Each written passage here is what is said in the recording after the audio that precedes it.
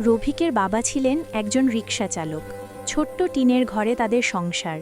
বর্ষায় পানি ঢুকত, শীতে বাতাস। স্কুলে যেতে রফিকের পায়ে থাকত ছেঁড়া স্যান্ডেল, হাতে থাকত পুরনো খাতা। বন্ধুরা নতুন জামা পরে এলে সে চুপচাপ বেঞ্চে বসে থাকত।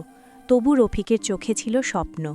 সে বিশ্বাস করত দারিদ্র্য তার পরিচয় নয়, এটা শুধু তার বর্তমান অবস্থা। স্কুল থেকে ফিরে সে বাবার রিকশায় সাহায্য করত।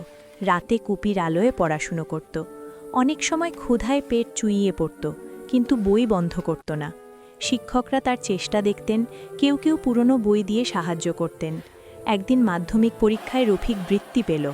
সেই বৃত্তির টাকা দিয়ে সে কলেজে ভর্তি হলো।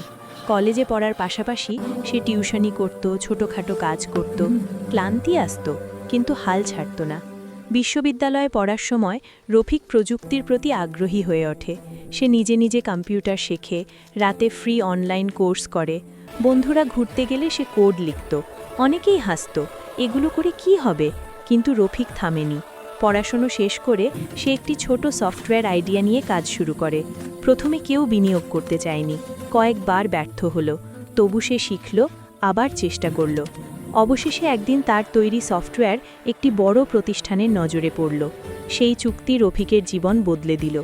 কয়েক বছরের মধ্যে সে নিজের কোম্পানি দাঁড় করালো। আজ সে একজন সফল উদ্যোক্তা, বড়লোক। কিন্তু সবচেয়ে বড় কথা, সে এখনও সেই টিনের ঘর ভুলে যায়নি। সে দরিদ্র শিক্ষার্থীদের জন্য বৃত্তি চালু করেছে, বিনা খরচে প্রশিক্ষণের ব্যবস্থা করেছে।